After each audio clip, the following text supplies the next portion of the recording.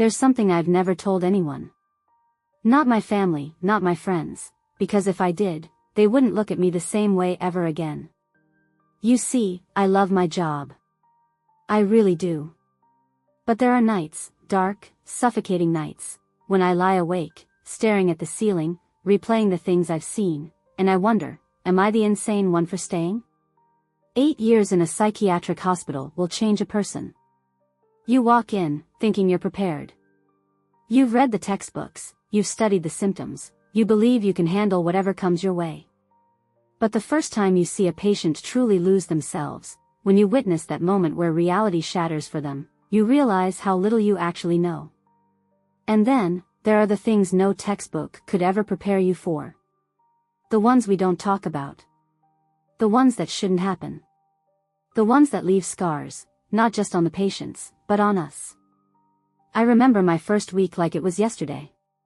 The hospital smelled of antiseptic and something else, something stale, something wrong. The walls were that sickly shade of green, the kind that's supposed to be calming, but only made me feel trapped. The moment I stepped through those doors, I felt it, the weight of something unseen. They assigned me to the night shift almost immediately. Fewer visitors, fewer distractions, but also, fewer people around to help if something went wrong. And things did go wrong. More often than you'd think. There was one patient, let's call him Daniel. High risk, unpredictable. He'd been here longer than most, in and out of different facilities since his teenage years. But this hospital? This was the last stop. The place they send you when there's nowhere else left. The first time I met him, he was strapped down, staring at the ceiling with this eerie, empty smile. His file was thick, filled with reports of violent outbursts, psychotic episodes, things I won't even repeat. But that night, as I checked his restraints, he turned to me, and whispered my name. Not nurse. Not lady. My actual name. I froze. My badge was turned around. There was no way he could have known. And yet, he said it again. Like he'd known me forever. That was the first moment I felt it, the dread. That creeping, suffocating feeling that something was deeply wrong here. But I pushed it down. I had a job to do. That night, Daniel didn't sleep. He just lay there, smiling, waiting. I told myself I was imagining things, that he was just trying to mess with me. But then, the next night, something happened. It was around 3 a.m. The halls were silent, except for the occasional distant scream, normal here. I was doing my rounds when I passed Daniel's room. The door was locked, the cameras were on. He was inside. Or at least, he should have been. I glanced through the observation window, and my heart stopped. The bed was empty. For a second, my brain refused to process it. I had checked the locks myself. He couldn't have left. It wasn't possible. And then, I heard it. A voice, his voice, right behind me. I told you I'd see you again. I turned around so fast I nearly fell. But the hallway was empty. No Daniel. No one. I don't remember how long I stood there, heart hammering in my chest. I must have checked the security feed a dozen times. Every single frame showed the same thing, Daniel, still in his bed. Never moving. Never leaving. I barely slept that morning. I told myself I was exhausted, that my mind was playing tricks on me. But then, the next night, it happened again. And again. And again. Until I had to ask myself, was Daniel really the unstable one? Or was there something in that hospital, something no one could explain? This is only the beginning. And if you think this is the worst thing I've seen, you have no idea. Before everything, before the fear, the whispers in the hallways, the nights where I felt something watching me, I was just a nurse. A woman who loved her job, who believed in helping people, no matter how broken they were. I never saw myself working in a place like this. My career started in a regular hospital, clean, bright, full of hope. I spent years tending to patients, holding hands, whispering reassurances that everything would be okay. It was rewarding, fulfilling, safe. But safe never lasts, does it? Life has a way of steering you into places you never expected to go. I was in my mid-30s when the opportunity came. A psychiatric hospital, a high-security facility, the kind where they send people no one else can handle, was looking for experienced nurses. The pay was higher. Much higher. And, if I'm being honest, I was curious. Mental illness had always fascinated me, the complexity of the mind, the fragility of reality. So, I took the job. I walked into that hospital with my head high, my heart full of purpose, believing I could make a difference. And for a while, I did. The days were structured, almost routine. I'd wake up early, make coffee in my tiny apartment, and drive through the quiet streets before the city came alive. I liked the stillness of the morning, the way the world felt untouched, like it belonged to me for just a little while. At work, I'd check patient charts, administer medication, listen. Some days were harder than others, but I found comfort in the small victories, helping a patient calm down after an episode, seeing a flicker of recognition in their eyes when they remembered something they'd lost to their illness. I was good at my job. I knew how to de-escalate violent patients, how to read the subtle shifts in behavior that signaled an oncoming episode. I was careful. Attentive.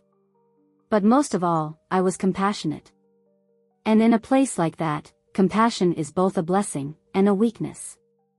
At first, I thought the hospital was just like any other medical facility, sterile, efficient, controlled. But the longer I worked there, the more I realized this place was different. There was an energy to it. Something unspoken, something that made the air feel heavy, like an invisible weight pressing down on your chest. I didn't notice it right away. It crept in slowly, slipping between the cracks of routine. A patient staring too long, their eyes too focused, like they saw something I couldn't. Whispers in empty hallways, flickering lights that maintenance swore had just been fixed. But hospitals are strange places, and I told myself it was just my imagination. Then, there were the night shifts. During the day, the hospital almost felt normal. There were doctors making rounds, nurses chatting at the stations, the steady beeping of monitors. But at night? Everything changed. The silence was too deep, the shadows too long. And the patients, they felt different. More alert, more aware, watching, waiting. There was one woman, Sarah. She had been committed years before I arrived. Severe schizophrenia, they said. Hallucinations, paranoia, episodes of extreme violence. But she wasn't like the others. She never spoke nonsense, never rambled. Instead, she would watch. Not just the staff, but the hospital itself, the walls, the doors, the cameras.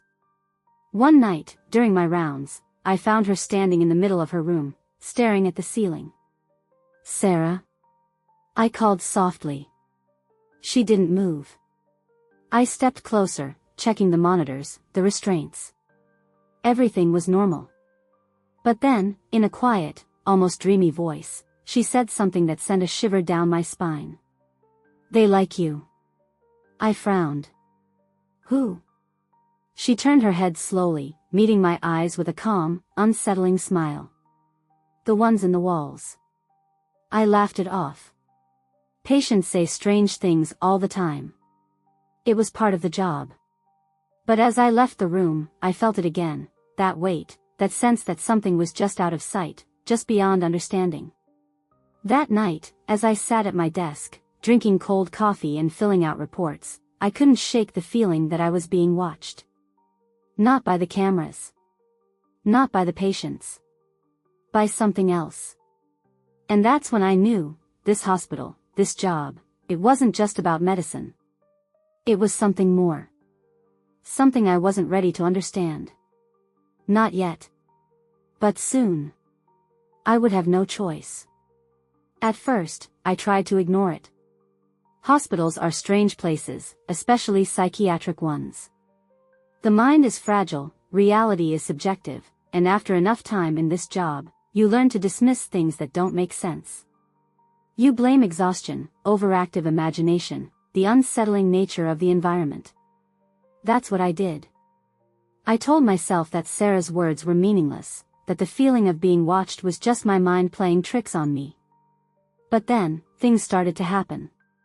It was small at first. Subtle. One night, during my rounds, I passed the nurse's station and noticed something off. The patient files, stacks of them that we kept meticulously organized, were scattered. Some were even on the floor, pages fanned out like someone had rummaged through them in a hurry. I frowned. The station was locked at night, accessible only to staff. No one else should have been able to touch those files. I glanced at the night shift nurse, an older woman named Carol, who was half asleep in her chair. I nudged her gently. "Did you go through the files?" I asked, keeping my voice low. Carol blinked, groggy, and shook her head. "No. I haven't even left my chair." I looked at the clock. 2:37 a.m. The hospital was silent. Too silent. I exhaled, shaking off the unease, and started gathering the papers. That's when I saw it. A file that shouldn't exist. No name. No patient number. Just a thick, worn-out folder, yellowed with age. The kind we hadn't used in years. I flipped it open. The pages inside weren't standard medical reports. No doctor's notes, no diagnostics, no prescriptions. Instead, they were filled with something else. Drawings. Pages and pages of erratic, scribbled symbols. Shapes that made my stomach turn. Circles with jagged edges. Dark figures, crude, faceless, stretching in unnatural ways. And then, the words. Scrawled over and over in messy, uneven handwriting. Some scratched so deep into the paper that they nearly tore through. Don't listen to them. They're in the walls. The doors won't hold forever. My throat went dry. I turned the pages faster now, a cold sweat creeping down my spine. My eyes locked on the last entry. A date, marked almost 30 years ago. And beneath it, a name. Daniel. The air in the room suddenly felt thick, suffocating. Daniel. The same patient who had whispered my name. The one who had spoken to me without ever being told who I was. I snapped the folder shut, my hands trembling. I needed to put it back. I needed to pretend I hadn't seen it. This was a mistake, a misfiled document, an old patient record that someone had left out by accident. I forced myself to move, stuffing the papers back where I had found them. But just as I was about to close the cabinet, I heard it. A soft shuffle. A movement behind me. I turned sharply, no one. But then, a whisper. Right by my ear. You found it. I stumbled back, knocking over a stack of charts. My breathing was ragged, my pulse hammering in my throat. Carol stirred in her chair, mumbling something in her sleep, oblivious to what had just happened. I stood there for a long time, listening, waiting, but there was nothing. Just the silence. Just the hospital. I told myself to let it go. To forget the file. But deep down, I knew something was wrong. Something I wasn't ready to understand. Not yet. But soon. I would have no choice. I should have let it go. I should have shoved that file back where it came from, wiped my mind clean, and never thought about it again. But I didn't. That night, long after my shift had ended, I sat in my car outside the hospital, staring at the darkened windows. My fingers tapped restlessly against the steering wheel. My body was exhausted, but my mind wouldn't slow down. Who had left that file out? Why was it still here, after 30 years? And most of all, what did it mean? Something about those drawings, those frantic words scrawled across the pages, unsettled me in a way I couldn't explain. They're in the walls. That phrase clung to me, like something whispered in a dream that you can't shake off even after you wake up. By the time I got home, I'd convinced myself it was just an old patient's ramblings. A coincidence. Nothing more. I barely slept. The next night, I went in early. I told myself it was because I wanted to get a head start on my paperwork, but that was a lie. I needed to check the file again. I hurried past the front desk, my footsteps echoing in the empty hallway. The nurse's station was dimly lit, the flickering fluorescent light buzzing faintly overhead. I rounded the corner and froze. The file was gone. Not misplaced. Not buried under other papers. Just, gone. My stomach twisted. I turned to Carol, who was once again stationed at the desk, absently flipping through a magazine. "Hey, did someone clean up the files from last night?" My voice was casual, too casual. She frowned, barely looking up. "What files?"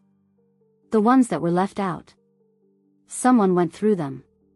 Carol squinted at me, then shook her head. "Nobody's touched anything." I swallowed hard. She must have been mistaken. Someone had to have cleaned up. But the feeling that had started as unease was turning into something else. Dread. I tried to push the thoughts away, focus on my rounds. But I couldn't shake the feeling that something had shifted, like the hospital itself was watching me now. And then, something happened that I couldn't ignore. I was in one of the lower hallways, near the older patient rooms, when I heard it. A sound coming from inside the walls. It was faint at first, just a soft, rhythmic tapping. But as I stood there, holding my breath, it grew louder. Tap. Tap. Tap. Slow. Deliberate. I turned my head toward the noise, my pulse quickening. The walls here were thick, reinforced. There was nothing behind them but pipes and insulation. And yet. Tap. Tap. Tap. I reached out, pressing my hand flat against the cold surface. The tapping stopped. The silence that followed was wrong, too deep, too unnatural. I took a slow step back, forcing myself to breathe. And then. A whisper. Not from a patient's room. Not from a radio or an intercom. From inside the wall. "You found it." I stumbled back so fast I nearly tripped. My heart was hammering, a cold sweat breaking over my skin. I scanned the hallway. No one was there. The walls loomed around me, silent now, but that voice.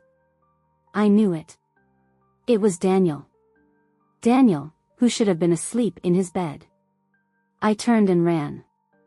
I didn't stop until I reached the nurse's station, gripping the counter so hard my knuckles went white. Carol looked up, startled. "You okay?" I swallowed, nodding too quickly. "Yeah. Just tired." She studied me for a second, then shrugged. "Well, get used to it. Place like this? It'll mess with your head." I forced a shaky laugh, but inside, my thoughts were spiraling. It wasn't just my head. Something was happening. Something was very, very wrong. And for the first time since I started working here, I was afraid to find out what. I couldn't ignore it anymore. The file. The whispers. The tapping inside the walls. Something was happening in this hospital, something that had been festering long before I ever set foot inside. And now, I had found something, or rather, something had found me. I needed answers. But I wasn't prepared for what I was about to discover. That night, I did something I swore I'd never do. I broke protocol. I waited until the halls were quiet, until Carol had dozed off in her chair again, until the only sounds were the distant murmurs of patients talking in their sleep. Then, I went to the archives. The hospital kept paper records, old ones, down in the basement. Files dating back decades, locked away in metal cabinets covered in dust. I found the key easily. No one really checked on these records anymore. No one wanted to dig too deep. I hesitated before opening the drawer, my fingers cold against the handle. A part of me screamed to stop, to leave it alone, but I couldn't. Not after everything I had seen. Not after what I had heard. I started searching, flipping through files as fast as I could. I needed to find Daniel. But when I did, I wished I hadn't. His file wasn't just thick, it was bloated, packed with pages stapled together, handwritten notes crammed into the margins. And his admission date? 1989. I felt the breath leave my lungs. That couldn't be right. I had read his file before, the one we had in the system. It said he had been admitted 12 years ago. Not 35. I flipped through the pages frantically, my pulse hammering in my ears. Notes from different doctors. Reports of violent outbursts, paranoia, episodes of knowing things he shouldn't have known. Then, I saw it. A transfer order. Daniel hadn't been here originally. He had come from another facility, a place that no longer existed, its name blacked out on the documents. The order was signed by someone whose name I didn't recognize, but beneath it, in red ink, was a single word. Non-terminable. I stared at it, confused. I had never seen that classification before. It wasn't a standard medical term. It wasn't even hospital jargon. I turned the page. The final report was from a doctor named Harrington, dated 1992. It was short. Patient continues exhibiting anomalous behavior. Speaks of unseen entities. Knows details of events before they occur. Claims to hear them inside the walls, asterisk. Medication ineffective. Therapy ineffective. Restraints ineffective. Observation recommended. Termination denied. Asterisk. I felt sick. I had worked with Daniel. I had spoken to him. I had looked into his human eyes. But according to this file, he had been here longer than I had been alive. My hands trembled as I flipped to the last page. A grainy black and white photograph, paper clipped to the final report. A patient sitting on a bed. Strapped down. Staring directly at the camera. His face was younger. His hair fuller. But his eyes were the same. It was Daniel. No aging. No change. The same man I had checked on just hours ago. A cold, numbing terror gripped me. I slammed the file shut, my breath coming in shallow gasps. My mind was racing, screaming for logic, for reason, but there was none. This was impossible. No one stays the same for 35 years. Unless Daniel was never a patient at all. Unless he had been here before the hospital was even built. Unless the thing I had been speaking to wasn't human. I stumbled back from the filing cabinet, heart pounding, the walls around me seeming to close in. And then the lights flickered. The air turned cold. And from somewhere, deep in the walls, I heard it. That slow, deliberate tapping. Tap. Tap. Tap. And a voice. Daniel's voice. You shouldn't have looked. I ran. I didn't stop until I was back in the main hall, gasping for breath, my hands shaking so badly I could barely hold my keycard to scan into the break room. I pressed my back against the door, forcing myself to breathe, forcing myself to think. There had to be an explanation. There had to be. But deep down, I knew the truth. This hospital, this place I had spent 8 years of my life working in, wasn't just housing the mentally ill. It was housing something else. Something that should have never been found. Something that knew I had found it. And now, it wasn't going to let me go. I didn't sleep that morning. I barely made it through the rest of my shift, forcing myself to act normal, to go through the motions like nothing had changed. But inside, I was unraveling. My hands wouldn't stop shaking. My pulse never slowed. Every time I passed Daniel's room, I felt it, his presence, his awareness. I didn't look inside. I couldn't. By the time I got home, the the sun was already creeping over the horizon, bathing my apartment in pale light. It should have been comforting. It wasn't. I locked the door. Checked it twice. Then 3 times. I should have stopped there. Pretended I had never found the file. Gone back to work and done what I had done for 8 years. Follow orders, ignore the strangeness, keep my head down. But I couldn't. Because now, I knew the truth. And the truth doesn't let go. I pulled out my laptop and started digging. I searched for the hospital's history, its founding, its previous patients, its doctors. But the deeper I went, the more confused I became. There was nothing. No record of a transfer from another facility. No archived files on Daniel before his supposed admission date. No history at all before 1989. Like the hospital had simply appeared one day. That's when I noticed something strange. Every few years, there was a staff change. Not unusual in high-stress environments, but here? It was total. Doctors, nurses, orderlies, all replaced. Every single one. No one stayed longer than a decade. Except Carol. A chill ran through me.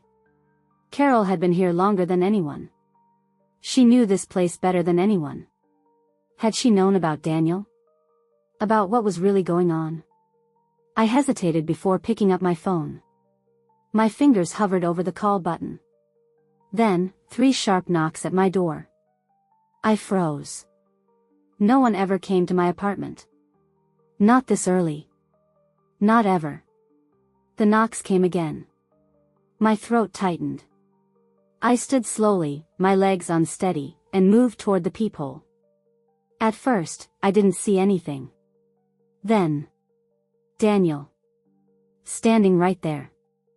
I stumbled backward, my breath catching in my throat. Impossible. He couldn't be here. He couldn't leave the hospital. And yet, I forced myself to look again. The peephole was empty. I stood there, my heart pounding against my ribs, waiting. Nothing. Just as I started to back away, my phone buzzed in my hand. A text. You shouldn't have looked. My stomach dropped. I didn't recognize the number. A shiver crawled down my spine. My apartment felt smaller, the walls pressing in. I needed to get out. I grabbed my keys and bolted. I didn't know where I was going, just away. I drove aimlessly through the city, hands gripping the wheel so tight my knuckles turned white. My mind was racing, screaming through every possible explanation. Had I imagined it? Was I losing it? I pulled into a parking lot, breathing heavily. Think. Then, my phone buzzed again. A second message. They know. I stared at the screen, my pulse thundering in my ears. Who? Who knew? I was about to reply when a shadow moved outside my car. I snapped my head up. Carol. She stood a few feet away, staring at me through the windshield. I hadn't told her where I was going. I hadn't told anyone. She raised a hand and gestured for me to roll down the window. I hesitated, then slowly lowered it. Her expression was unreadable. You need to leave, she said quietly. My mouth went dry. What? Quit, she said. Tonight. Don't come back. I stared at her, my mind struggling to process. She knew. She had always known. Carol, what the hell is going on? I demanded. Who is Daniel? She exhaled, glancing around as if making sure we weren't being watched. Then, she leaned in and whispered something that turned my blood to ice. He's not the first. I felt my whole body tense. What does that mean? I asked, my voice barely a whisper. But she was already shaking her head. I've said too much. She took a step back. Just, go home. Pack a bag. Don't ask questions. I grabbed her wrist before she could walk away. Carol, tell me the truth." She looked at me for a long time. Then, finally, she said, "This place isn't a hospital." Her voice was hollow, like someone who had already made peace with something terrible. She pulled free from my grip and walked away, leaving me sitting there, frozen. I should have listened. I should have left. But I didn't. Because I needed to know, if this wasn't a hospital, then what the hell was it? And more importantly, what was inside it? I didn't leave. I should have. I should have packed a bag, deleted my number, and disappeared like every other nurse and doctor before me. But the moment Carol told me, "This place isn't a hospital," something inside me snapped. I couldn't walk away without knowing what the hell I had been working for all these years. So I went back. The hospital looked the same as it always did, sterile, silent, waiting. But this time, I could feel it. The weight in the air. The wrongness in the walls. The way the patients watched me as I walked past their rooms, eyes too knowing, too still. I didn't stop at the nurse's station. I didn't check the charts or make my rounds. I went straight to Daniel's room. My hands trembled as I unlocked the door. He was sitting on the edge of his bed, waiting for me. Like he knew I would come. Like he had been expecting this moment all along. I took a shaky breath. "Who are you?" He tilted his head, a small, almost amused smile playing on his lips. "You already know." I clenched my fists. "Tell me." He studied me for a moment, then slowly stood. For the first time, I noticed something I hadn't before: he wasn't restrained. The patients like him were always strapped down. Always. But now. I swallowed hard. "You've been here longer than the hospital, haven't you?" His smile widened. "Longer than that," he whispered. The fluorescent light above us flickered. A deep, aching pressure filled the room. I took a step back. "What is this place?" His voice was soft, almost kind. "Not what you think." A chill ran through me. I thought about Carol. About what she had said. He's not the first. My pulse hammered in my ears. I turned, reaching for the door, but it slammed shut before I could touch it. The lights flickered again. The walls shifted. I spun back around. Daniel was standing right in front of me now. My breath caught in my throat. I hadn't seen him move. I hadn't even blinked. "Why am I here?" My voice shook. His smile faded. Then, for the first time since I met him, his expression changed. Not the eerie calm, not the unsettling amusement. But something else. Pity. "You were chosen," he said simply. A violent chill raced down my spine. The air in the room grew thick, suffocating. The walls creaked. A sound, deep and inhuman, echoed from inside them. I pressed against the door, panic clawing at my throat. "What do you mean chosen?" Daniel watched me with those ageless eyes. "This place isn't a hospital," he murmured. I thought about the files. The doctors who vanished. The patients who weren't patients at all. The constant staff replacements. A horrible realization slammed into me. They weren't treating anyone. They were feeding something. My stomach twisted. I couldn't breathe. Daniel stepped closer. "I told you," he whispered. "They like you." A sharp crack split through the room. The walls tore open. Not like drywall breaking, not like anything human. They peeled back, revealing a darkness so deep, so endless, it made my bones ache just looking at it. Inside, something moved. Something watching. The tapping, the sound I had heard in the halls for years, wasn't a patient. It was them. I couldn't move. I couldn't think. Daniel leaned in close, his lips right by my ear. "It's your turn." The darkness reached for me. I screamed. And everything, went black. I woke up gasping for air. Cold sweat drenched my body. My hands trembled as I gripped the sheets beneath me, my lungs burning like I had been drowning. For a moment, I didn't know where I was. The ceiling above me wasn't the hospital's. The walls weren't sterile white. The room smelled different, like bleach and something else, something metallic. Then, my vision cleared. I was in a hospital bed. A real one. Not there. A distant beeping filled the silence. My heart monitor. For tubes snaked from my arms. My body felt heavy, drained. How long had I been here? I turned my head, and that's when I saw her. Carol. She was sitting in the corner, staring at me. Her face was hollow, like she hadn't slept in days. "Welcome back," she said quietly.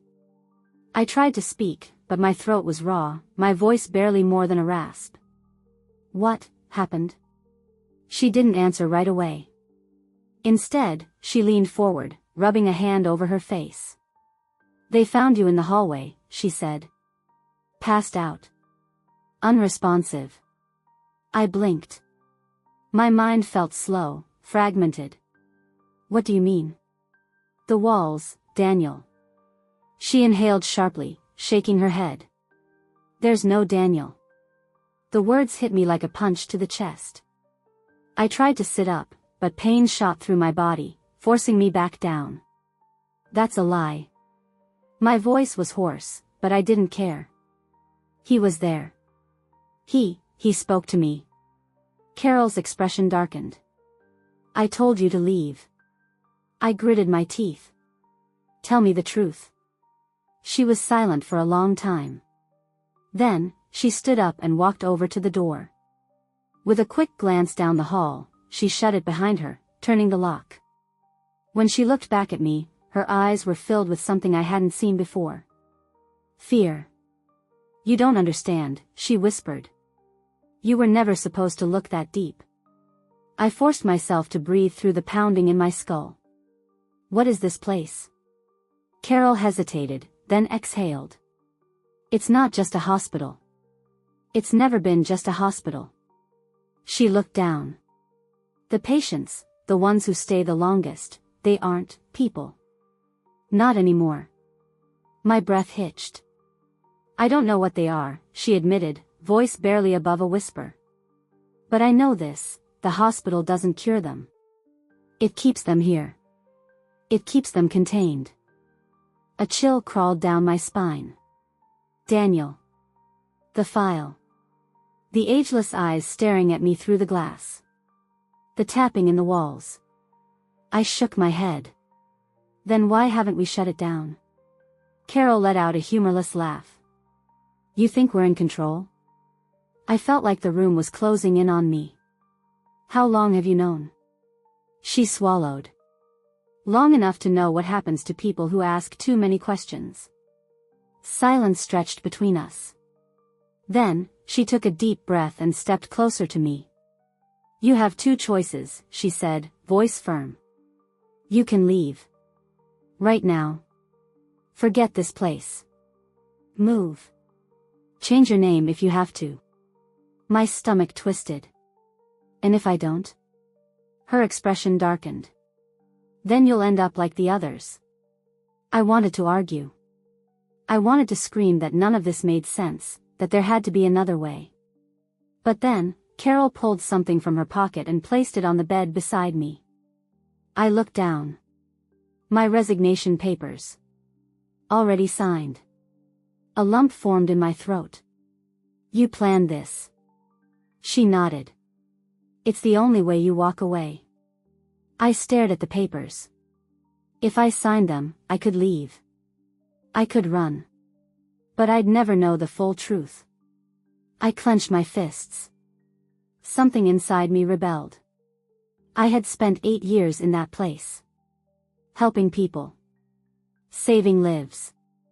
And now I had to walk away. Let whatever was in those walls keep existing. I looked up at Carol. "What about you?" She exhaled slowly. "I'm not leaving." Something about the way she said it sent a shiver through me. It wasn't just a choice. It was a sentence. I swallowed hard. Carol, what happens to the ones who stay? She didn't answer. She didn't have to. I reached for the pen. My fingers trembled as I signed my name, my heart pounding like a drum. The moment the ink dried, Carol let out a breath of relief. She grabbed the papers, tucked them away, and looked at me one last time. "This is your only chance," she whispered. "Don't waste it." Then, she walked out, leaving me alone with everything I had seen. Everything I knew. I left the next morning. I didn't say goodbye. I didn't pack anything from my locker. I walked out of that building and never looked back. But here's the thing about the truth. It doesn't let you go. And neither do they. Because last night, as I lay in bed in a city miles away, I heard it. The tapping. Slow. Deliberate. Coming from inside the walls. I thought leaving would be the end of it. I thought that if I packed up, disappeared, changed my life, I could forget. But you don't just walk away from something like this. Not really. It's been 6 months since I left the hospital. 6 months since I signed those papers, since I stepped outside and told myself I was free. I moved to a different city, took a new job, nothing in psychiatry. I couldn't go back to that. I told people I just needed a change, that the work had burned me out. They nodded, sympathized. They didn't ask questions. Good. Because I didn't have answers.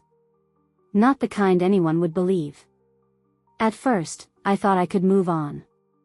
That if I didn't speak about it, if I didn't let my mind go back to that place, it would fade into a bad memory. But the human mind doesn't work like that. The memories come anyway. In dreams. In shadows that stretch a little too far. In whispers just on the edge of hearing. I hear the tapping sometimes. Late at night. When the world is quiet and there's no reason, no logical reason, that I should hear it. And every time, it's the same pattern. Tap. Tap. Tap. Like they want me to know. Like they're reminding me, we never left. I try to tell myself it's paranoia. A trauma response. I tell myself that I spent too many years in a place filled with psychosis, delusions, and broken minds. That some part of that stayed with me. But then I remember the file. The one that shouldn't have existed. The patients who weren't patients at all. Daniel, who never aged. Carol's voice, low and filled with something I didn't recognize back then, but I do now. It was resignation. Because she had accepted it. She had chosen to stay. I ask myself sometimes, what happened to her? Is she still alive? Or did they finally take her? I don't check. I don't want to know. Because if I find out, that means I'm not really free. And I have to believe I am. But the thing is, some nights, when I wake up covered in sweat, convinced something is watching me from the corner of my dark room. I wonder if Carol really had a choice. If any of us did. Or if the hospital always knew how this would end. Because no one really leaves, do they? Not completely. And if that's true, if it's always been true, then that means I was never supposed to leave, either. I need you to listen. Not just to the words I'm saying, but to what I'm not saying. Because if you've made it this far, if you're still here, still listening, then maybe, just maybe, you understand. Maybe you felt it too. That unexplainable wrongness in a place that should feel normal. That shiver down your spine when you just know, that something is watching you. Or worse. Waiting for you. I told myself that leaving the hospital would be the end of it. That if I never spoke about it, never went back, it would all stay buried. But the truth is, you don't just walk away from something like this. I hear the tapping. At night. At work. Sometimes in the middle of a crowded room, where no one else seems to notice. Tap. Tap. Tap. And every time, I tell myself it's in my head. That I'm just imagining things. That my past can't reach me here. But then I wake up and find things in places I didn't leave them. A drawer open. A light flickering. A file I never owned, sitting on my desk. And sometimes, God, sometimes, I wake up standing. Not in my bed. Not in my apartment. Just standing, frozen in place, as if I had been waiting for something. Or worse. As if something had been waiting for me. I don't remember getting up. I don't remember moving. But every time, my feet are facing the same direction. Toward the wall. I don't tell people about this. Because if I do, I know what will happen. I know what people will say. That I'm paranoid. That it's stress. That maybe, after working so long around psychosis and delusion, I've started to believe in it myself. But I know the truth. And now, so do you. I didn't tell this story for sympathy. Not for attention. I told it because somewhere, someone out there has seen the same things I have. Felt the same presence. Heard the same sounds. And maybe right now, you're sitting in your room, watching this, thinking back to a time when you felt that unexplainable wrongness, and dismissed it. Maybe you told yourself it was nothing. That you were just tired. That your mind was playing tricks on you. But what if it wasn't? What if you weren't imagining it? Because here's the thing. Ever since I left, ever since I started telling this story, I've been getting messages. Texts. Emails. Comments. From other people. People who have worked in places like this. Hospitals. Institutions. Research facilities. And they're all saying the same thing. That they left too. That they ran. That they heard the tapping. And some of them never made it out. Some of them disappeared. And the ones who didn't? They won't talk. Not directly. Not where they can hear. So if you're listening to this, if this sounds familiar, then I need you to do something for me. Tell me. Tell me what you saw. Tell me what you heard. Because if this isn't just happening to me, if it's bigger than just one hospital, then we need to start talking about it. Before it's too late. Because I have this terrible, sinking feeling that they're listening too. And if that's true, then maybe I was never supposed to tell this story at all. Maybe none of us were. And maybe, just maybe, they're already coming for me.